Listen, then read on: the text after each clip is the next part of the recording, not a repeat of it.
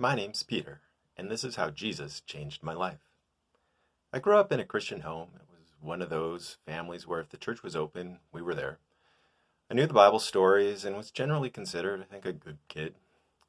But one day at Sunday school, the teacher was reciting a Bible story and was repeatedly getting the facts all wrong.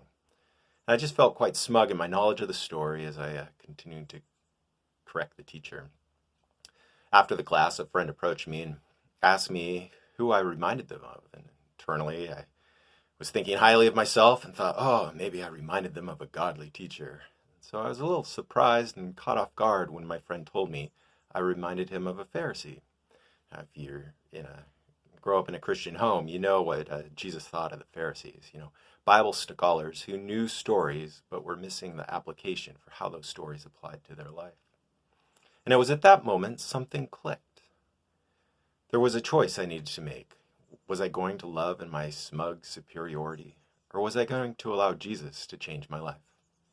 I decided to allow Jesus to change my life. Has it been easy? Not particularly.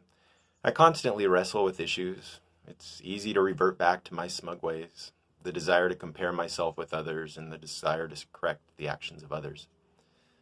But what Jesus teaches me is there's no one perfect. We all have failings. And in spite of my failings, he loves me. And he took the consequences for my failings, which is the whole point of Easter. And that changes me. It allows me to be more understanding. But most of all, it reminds me I don't need to hold myself in comparison with others.